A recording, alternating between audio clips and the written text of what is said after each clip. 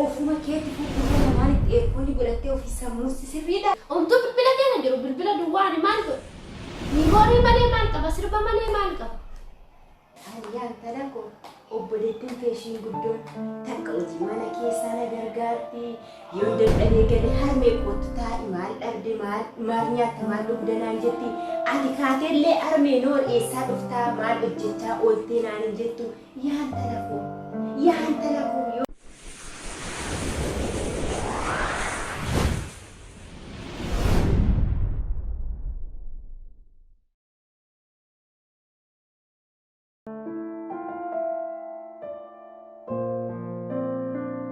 ofuma keetti fuuldura lamaan itti eegonni godhattee ofii sammuutti sirriidha. Sirriidhuma na jira. Ani naa qonnaa fixe malee silkii yoo qabadhe ammaan harkaan qabadhe aannan. Lakki yaan tana koo laa ani si gorsu yaan tana koo.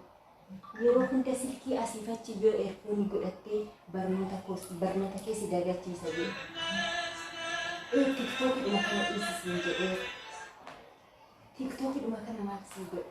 No, anti TikTok miti bara nama inni wayitti ilaalu jira. Asirraa wanta wayi guruupiitu jira beekte isa kan boru guruupii san ilaalu jira malee ani TikTok dhuma dhaaba ilaalee hin beeku. Silaa harmee waa'ee silkii sin beektu, waa'ee barumsa sin beektu jetteetuma akkanumatti na guddaa yaan tana koo. Atitti mita? Harmee dhiisi. Maal kan keessan onlaayiniidhaan barattaati maal goota achirra? Sumaafuu sirrii miti maal gocha sa'aatii 24 bilbila irra teessi. Maal sii godha bu'aa maali sii qaba? Nama fayyadasi inuma nama miidhas in beekta. Guyyaa nama tokko doktara kee akkana zoor jettee ilaaltee beekta ifidda in barattee in deemta darbatteetuma akkana deemte bilbila irra teessa maal jechuudha kun? Ani bilbila irra taa'ee. Harmeen maaf guyyaa tokko kana naan jettee gaaffii sitti ta'ee beekaa sittuyyuu. No, ani qo'adhee. Ani dhaga'iin dhiisi rakkoon qabu garuu suma miidha wanti hunduu. No, ani qo'adhee fixee tan dhufee atis akkas jettaa? Isheen illee mana noollee ati kana waliin oolte amma. Argee yeroo nama hunda si ilaalan yeroo nama hunda si ilaalan. Hinqollee adeem. Qo'attee si arginu. Harmee dhiisi naarinatti. Hariyyaan tana koo obboleettiin feeshiin guddoon takka hojii mana keessaa na gargaarti. Yoo dadhabee galee harmee kootu taa'i maal dhabde maal nyaatta maal dhugda naan jetti. Ati kaateellee harmee noor eessaa dhuftaa maal hojjechaa ooltee naan hin jettu. Yaan tana koo yoo har'a sa'aatii kanatti hojjette malee yoo sa'aatii kanatti baratte malee yoo barnoota qayyabatte malee boru bakka guddaa hin geessu. Ofii keetifis hirkattummaa irratti afta. Ani har'a haadha keetis bukkeetan jira. Ani utuun kaleessa namni na barsiisu jiraatee har'a wanta dubbifamu hin beeku waa'ee silkii hin beeku waan maxaafni jedhu hin beeku hin dubbisu maal akka jedhu hin dubbisu hin dubbatu har'a si jedhee manatti afee ani ilmoon koollee boru si akka kiyya carraan kiyya kun isin dhagahin jedheetan lakkii baradhu yaan talatoo wanta nyaattu hin dhabne wanta dhugdu hundumaa siifan guutaa ati barnootuma kanarratti naa cimu jennaan lakki jetta kinu.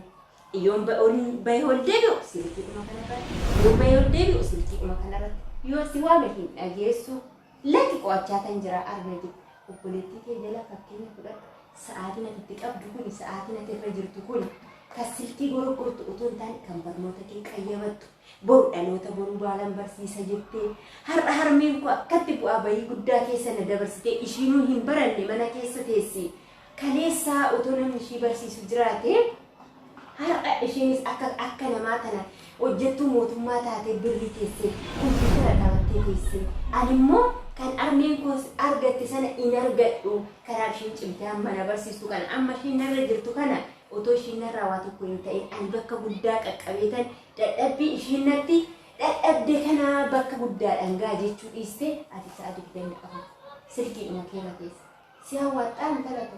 Maal nama faayidaa samee wanta shi fayyadu taanaan mee kana jettu shi numtu fayyada taanaan irra teessimeti wanta isa maal si fayyada deema kanatti be.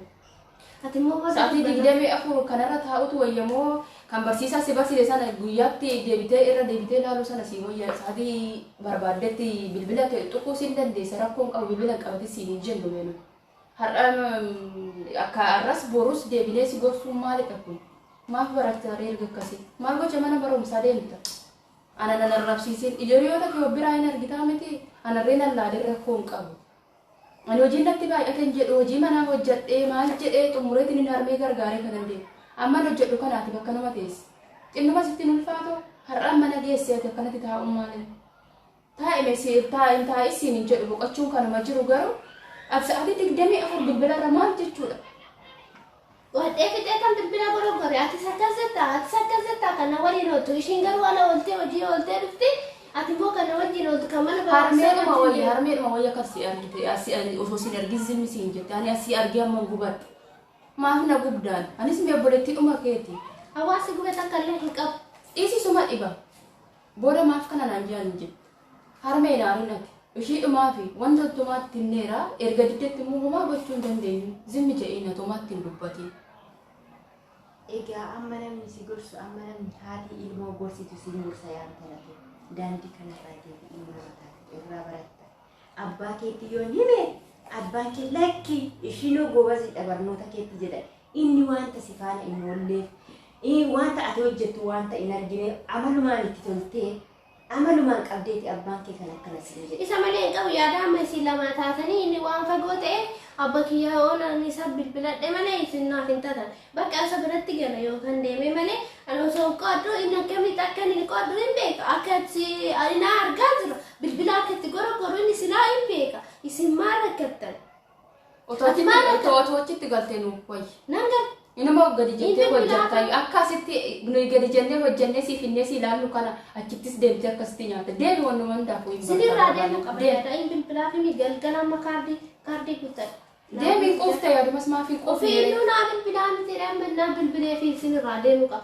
isin amma akkanatti lama taatanii ishiin ati na wajjin ooltaa hin qo'attu jettaan ishiin ati kaastaan akka maqasiin aan kennine ani siif jedheetiin himi ani miidhama kee barbaadee miti abbaa kiyyaa hin qabaa jedhe kana sana homaa isin hin sodaatu abbaa kiyyatti bilbila dheetiin bilbila wata immoo homtuu keessa hin jiru wanti keessa bareessinitti agarsiisa qulfi kiyya qonnofadhee bakka bilbila kiyya banuu hin dandeessanii miti ani immoo baneedha wanta bilbila kiyya keessa jiru hunda isaa isinitti agarsiisa homtuu bilbila keessa jiru bilbila duwwaani maal godha miimoorii malee maal qaba sirba malee maal qaba isumatu biddeessii ta'asii isumatu bishaasii ta'asii wanta hundumaa sii ta'a akkasumatti isuma ta'a ilaala akkuma nuyi sitti hojjennee sitti finnee bakka natti teessee nyaattu kan sitti fakkaate bilbiluma keerra ta'a maalumaan hojjetu namaa sin qarqaarre hojjette argine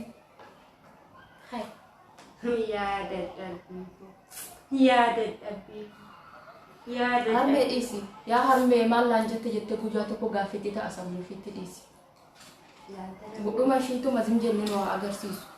Jaantala faatu hojii mana keessaa hunda qabdee deemta.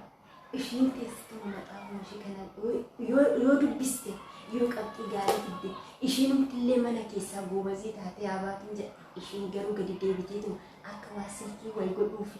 Ani bilbila gorogoru malee harme mee qormaanni kiyya ani bilbila irra caalatti bilbilan akkatti argitaa miti qormaata naaf fidu silaa hin argita qabxiin olaanaadha mee maaluma rakkattanis. Moo qormaata sanumamee hin beektudha moo isa eenyutu irra naakaa namatu naa hojjete moo silaa qormaata keessaa akka fiddeerra keessa baate namni qootu malee qormaatuma akkamitti darba. Okii ijoolleerraa fidachuu dandeessa maalitti beekna nuyi si jammari kan yaadumaa guyyaa tokko namni kitaaba akkana garagalchee ilaalle ati dhibbatti yoo fidde maalitti beekna reenu kan teessu silaa akkanatti bilbilarra nuyi kitaaba qabattee sin arginu dhibba yoo fidde maal nu godha reenu waan sammuu keetiin hin fidne nuyi meeshumaaf jecha sammuu eenyutti fidamee atillee kan jettu namni sammuu amma fakkeenyaaf mana barumsaatiin ooltaa miti isinillee beektu hayyaatiin beektaa miti edda beekte ani sammuu namaatiin akkamitti fide qormaata namni walirraa fagaatee qo'ata naa qoramu walirraa fagaatee qorama moo si'iif hojjetamee si kennamee isa akkasitti beekta. Ani waan akkasii keessa hin jiru. Edda waan akkasii keessa hin jiraanne mee qormaata kiyya takka takkaa fidee sinitti agarsiisa. Sanu isteepiraadha walitti rukutadhee qabaani qormaata kiyya hunda isaa. Mee numa jalaa qormaata isaa akka feetetti fidi. Anaa bilbila sa'aatii akkanatti ta'e zimji'ee irra taa'u naa bitee beektaa. Hin qabdu ka. Waan sin jaalanneef si bituu dhiisan otoo bilbila qabaatteen gurgura. Kanammoo abbaa kiyya naa bite amma akka abbaa kiyya naa nutti ilaalaani bilbila kiyya kam narkaa bu'uun qabdu eenyuttuu narkaan fuudhu. Maal gootatu nama silkii kana sirkaa fuudhe? Narkaa fuutarme akkamitti narkaa fuudhu? Haadha kiyya eeyyessi kabaja si jaaladha. Garuu abbaa kiyya naa bite ittiin naa bilbila. Ani yoon as kenne silkii keessan jedhe amma akka koo jirtutti wanta barbaadessi godhe. No, naa bitte narkaa fuuta harme. Silkaa si bitus si dhiisus kun silkiin harka jirta waan ta'e gaafa umuriin kee 18 guutee